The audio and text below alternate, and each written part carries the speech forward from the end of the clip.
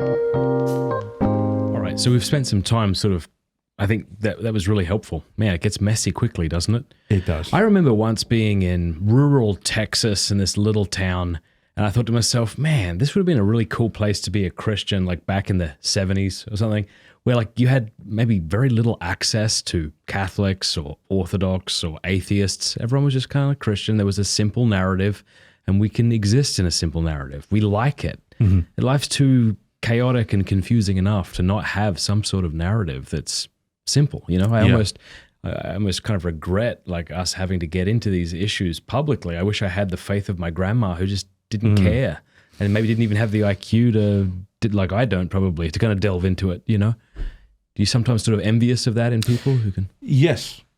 That's kind of where I'm at. You know, I kind of put myself in the shoes of someone like that in order to lose the anxiety over this, because God is not going to require more of me than I can handle. That's a promise in the Scripture. You know, He gives us the and you grace. Don't worry that you've got to justify your belief in biblical inerrancy to accept that God has told you He won't give you more than you can handle. Yeah. So similarly with the whole issue with the papacy, you know, there's a couple of things that really sink it. Like really, like this is true because of this.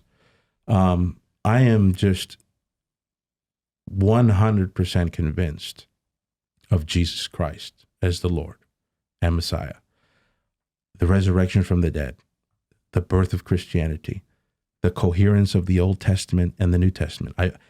I've been blessed to see that the Old Testament, it was tough because you read the Old Testament, it's not like painting this picture, one day in Nazareth, a boy will be born and he will do this, this, and that, and he will die, he will raise, and he will. It doesn't say that. It's very almost cryptic. It's got a certain hiddenness to it. But when you understand the key to unlock the Old Testament, then you know, okay, no, this has been a plan since the beginning of history. I am convinced of Christianity. There's no way that I'm going to be unconvinced of it. And yet, within the umbrella of the Christian world, you've got these good-hearted, sincere people who are praying for the truth. They're praying to know the truth. And then they're Presbyterian for 55 years. They're Orthodox for 40-something years. And they die in that state, happily, serving the Lord. Catholics, you know. So if one of the requirements to get into heaven is that, oh, Erick, you just didn't learn German enough to understand how poor the papacy is in the apologetic scheme, and you just didn't read this enough, and you didn't learn Greek enough, and you didn't know this enough to really find out that the Catholic Church is wrong and the Orthodox Church is right. If God's going to be that fine on the requirements, then even if I get into the true church, within the first 10 minutes, I'm going to have something that he's going to be able to slice and dice and prove me condemned over, you know. I don't believe God's that way. Mm-hmm. And you see the person of Christ and you see he's not that way. I mean, he hung for hours for my soul. Is he going to really put me through this academic maze and to figure out, like an escape room, like one of these, you know, you do these escape rooms where it's like you got to be a genius to figure out how to get out of it? Yes. If he's going to hang as God made man on that, I mean, naked, hung on the cross, die for my soul for hours, and then turn around and say, no, you got to figure out this, you know, ingenious escape plan. You know, I thought it just doesn't go together. I thought about that recently. I started and we'll throw this out there. I started a little Catholic lo-fi channel just for fun. And the next day, I got this warning from Google. They took my video down and said it was spam and a bunch of stuff like that. And I had no idea what it was talking about. It made no sense to me. And so I wrote and said, this doesn't make it. And then I got like an automated response that I'm shit out of luck at this point because there's no recourse. Right. And I think many of us mistakenly view God like that. Yeah. He's arbitrary and he will punish you and you won't know why. And there's no recourse. But again, you go back to the person of Christ in the Gospels You want to know what God's like? Look at Jesus, Right. and it'll really soothe your anxiety. Exactly. I'm a convinced, convicted, persuaded Catholic. So if somebody wants to see why, my door's open. But I'm not going to just shut an Orthodox or a Coptic or a Syriac or a Protestant out just because they haven't travailed the historical details. And quite often I'm listening in to see where I may have gone wrong.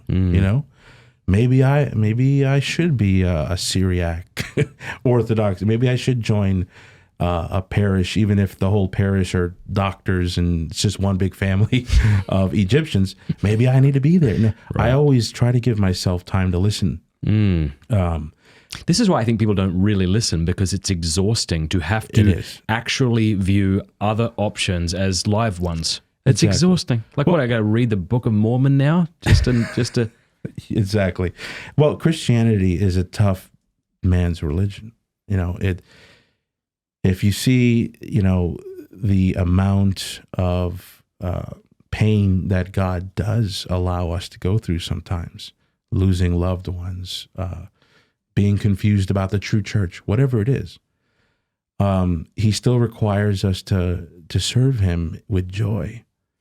That's tough. Rejoice in the Lord at all times. Yeah, when you're young in the faith, maybe you don't see it, but live long enough as a Christian, get your teeth knocked in a few times, spiritually speaking, and you realize, no, this is a tough person's religion. This is not easy, So I take that and I just say, this issue of Catholicism, Orthodoxy, and all that, it's cake compared to what I see some other people going through, who have cancer, who are dying, whatever. Yeah. So if I have to spend another 5 years studying a number of books, I will do it without anxiety. I will do it without worry. I just can't do that. Now this arrival at peace and lack of anxiety that you seem to have right now, did you reason your way into that? Is it a grace of God that you've received only recently? Is it both?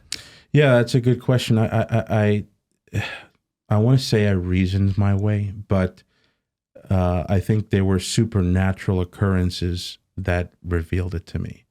So, for example, when you read the book of Acts, when Peter goes to Cornelius, and he's like, wow, am I going to go to these Gentiles? The Jewish people used to clean their whole house if a Gentile stepped foot in their house, And he said, I recognize that God does not reject anyone who practices justice. Cornelius was unbaptized. And God received his prayers and his alms, right? And he received the Spirit before baptism. Exactly. I think that's really beautiful. I think that's also like a really good foundation to build ecumenical apologetics on, is that confidence in grace and in patience in the kind of search and dialogue and things like that. Right. Yeah. So I think I can count on God's tender mercies. Hey, thanks so much for watching. Please be sure to like and subscribe and leave a comment below letting us know what you thought about the video.